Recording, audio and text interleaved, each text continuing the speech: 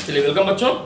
आज हम लोग जो टॉपिक पढ़ेंगे वो करंट कैरिंग कंडक्टर्स दो पैरेलल रखे हुए हैं और इनके कारण आपस में, अगर ये इसमें करंट कंडक्ट कर रहे हैं, इनफाइनाइट है, लॉन्ग है, पैरेलल है, तो इनके आपस में फोर्स कितना लगेगा ये निकालना है। तो यहाँ पर आप देख रहे होंगे there are two conductor, both are infinite long. Dotted line कर दिया मैंने। डॉटेड लाइन का मतलब ही हो गया कि इनफाइनाइट लॉन्ग हो गए, इन्फिनिटी पैरेलल है। इसमें करंट I1 कंडक्ट कर रही है फर्स्ट कंडक्टर में, इसमें करंट सेम डायरेक्शन में I2 कंडक्ट कर रही है। दोनों के बीच की डिस्टेंस स्मॉल r। तो let two infinite long straight parallel thick conductors carrying currents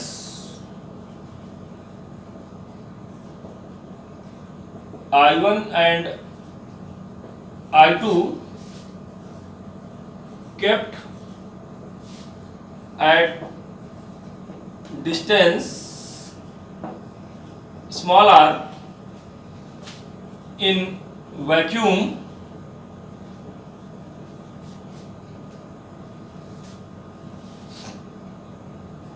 as shown in figure। जैसा कि फिगर में दिखाया गया है कि दो कंडक्टर रखे हुए हैं आपस में, और अब जब भी दो current carrying conductor are distance पर पैरेलल इनफाइनाइट लॉन्ग कंडक्टर रखे हुए हैं, तो इन दोनों के बीच में फोर्स लगता है। तो कितना फोर्स लगता है, क्यों लगता है, ये बात हम लोग समझने का प्रयास करेंगे। तो आइए, मैग्नेटिक फील्ड ए में करंट कंडक्ट कर रहा है पहले वायर में, ये फर्स्ट कंडक्टर है, ये आपका सेकंड कंडक्टर है। तो पहले वाले के नाते सेकंड वाले पर मैग्नेटिक फील्ड होगी।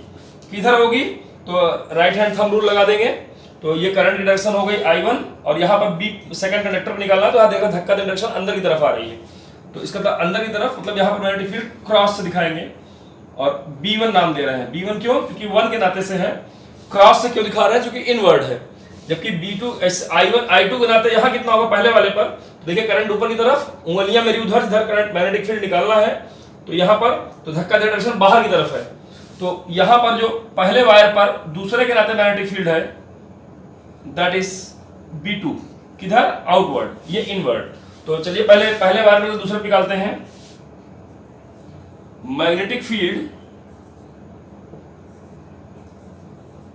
प्रोड्यूस्ड बाई, आप जानते हैं कि कोई करंट कंडक्टर है तो उसके चारों तरफ मैग्नेटिक फील्ड प्रोड्यूस होती है। किसने बताया था, ओरेस्टेड ने बताया था। तो ओरेस्टेड के नाते से I1 करंट कैरिंग कंडक्टर जो है उसके नाते से सेकंड कंडक्टर पे मैग्नेटिक फील्ड प्रोड्यूस हो रही है। तो magnetic field produced at second conductor due to current I1 is, कितना मैग्नेटिक फील्ड प्रोड्यूस हो जाएगा, तो B1 is equal to μ0/4 pi 2I1 by R। Direction कहां होगा, इनवर्ड, डायरेक्शन इनवर्ड। कैसे निकाल लिया, राइट हैंड थंब रूल से, इनवर्ड। ये मैग्नेटिक फील्ड आ गई। अब इस मैग्नेटिक फील्ड के कारण से पहले वाले के नाते से यहाँ पर जो सेकंड पर मैग्नेटिक फील्ड B1 है, अंदर की तरफ है, करंट इसमें I2 ऊपर की तरफ है, तो फोर्स किधर लगेगा, तो आप देख रहे हैं फोर्स इस पहले वाले तरफ लग रहा है। क्या लगा दिए, फ्लेमिंग लेफ्ट हैंड रूल लगा दिए। फ्लेमिंग लेफ्ट हैंड रूल क्या है, this four finger in the direction of magnetic field, किधर, इनवर्ड, अंदर की तरफ, this middle finger along the direction of current, ऊपर की तरफ हो गई। तो यहाँ फोर्स आप देख रहे हैं ये इस B1 वायर की तरफ लग रहा है। तो यहाँ पर ये देखिए, इस पर जो फोर्स लग रहा है नाम दे देते हैं F21। 21 मतलब on two by 1, second conductor पे फर्स्ट के कारण F21। तो चलिए देन फोर्स acting on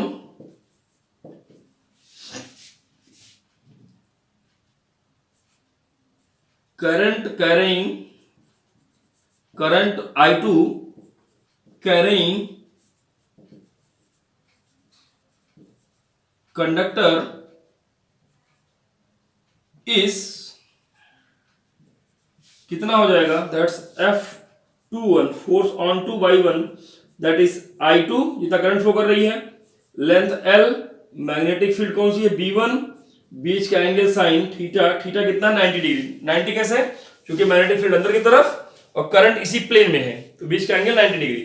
तो ये आ गया, वैल्यू पुट किया जाए तो F21 that is I2 length L, B1 की वैल्यू यहां से देख सकते हैं आप कितना, μ0 अपॉन 4 पाई 2I1/r और साइन 91 हो जाएगा। तो इस तरह से मैग्नेटिक फील्ड यहां फोर्स कितना आ गया, F21 is equal to μ0 upon 4 pi 2I1I2/r into L. This is the force acting on second conductor due to the first conductor. तो ये फार्मूला क्लियर हो गया होगा, यहां से बात समझ में आ रही होगी। सिमिलरली अगर ऐसे ही हम दूसरे वाले वायर के लिए निकालें, similarly force acting on current I1 carrying conductor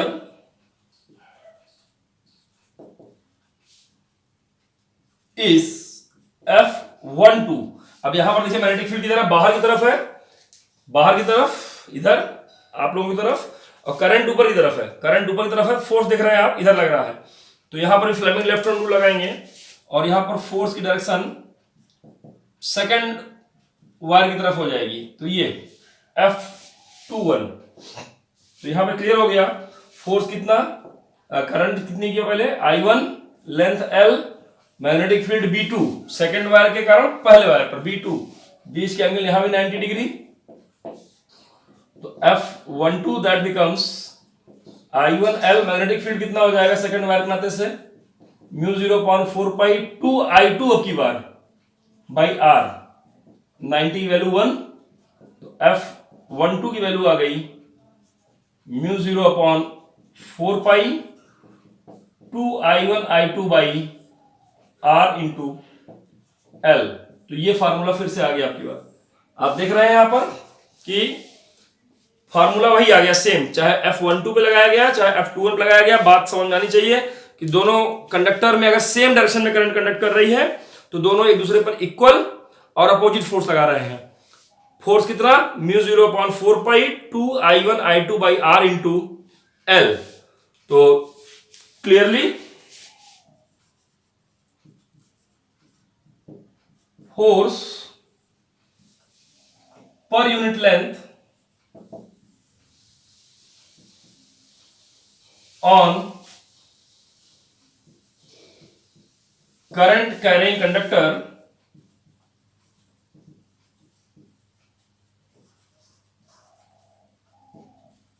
is F/L निकालें, that is μ0 upon 4 pi 2I1I2/r, ये है। अब इसका नेचर कैसा है भाई, तो अगर आप करंट सेम डायरेक्शन में है तो आप देख रहे हैं दोनों एक दूसरे की तरफ फोर्स लगा रहे हैं। तो the direction of force can be determined by Fleming left hand rule,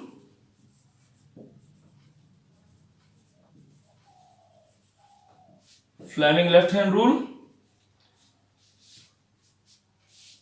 attractive in nature, attractive हो जाता है कब,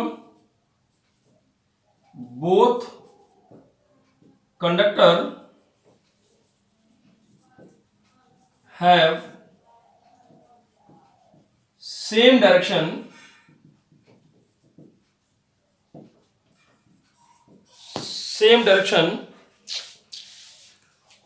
of current,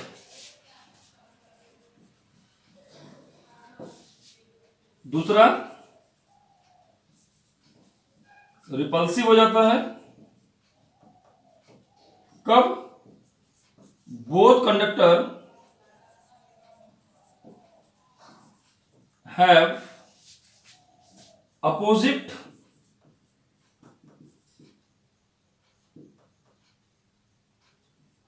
direction of current.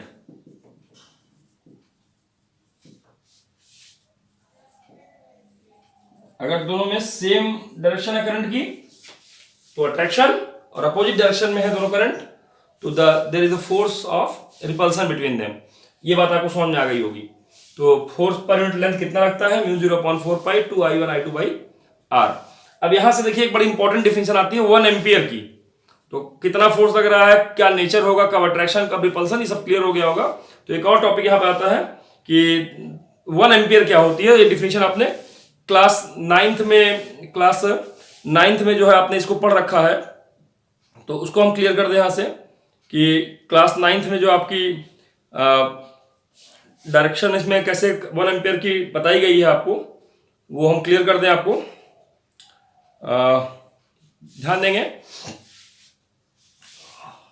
1 second time दे दीजिए हमको। हाँ, ध्यान देंगे, मेरी आवाज आ रही होगी, आपको सुनाई पड़ रहा होगा। तो चलिए अभी घबराएंगे नहीं, हम रिवीजन भी कर दे रहे हैं। बहरहाल यहां पर 1 एम्पियर क्या होता है? 1 ampere is the current, 1 ampere current क्या होता है?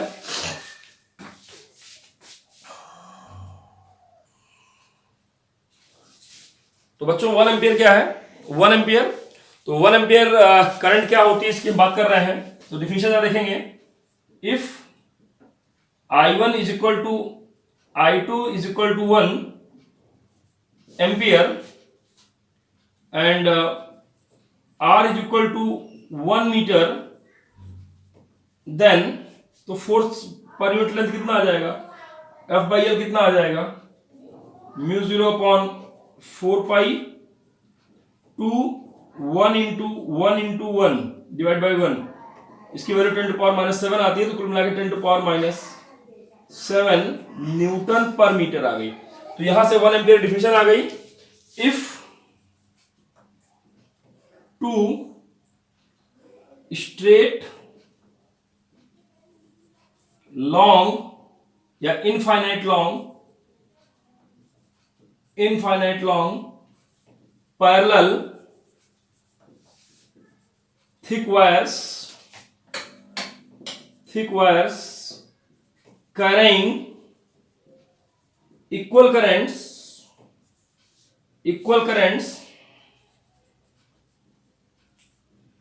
kept 1 meter apart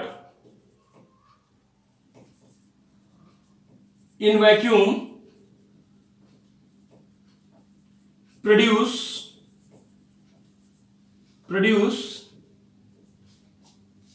2 into 10 to power minus 7 Newton per meter force, then current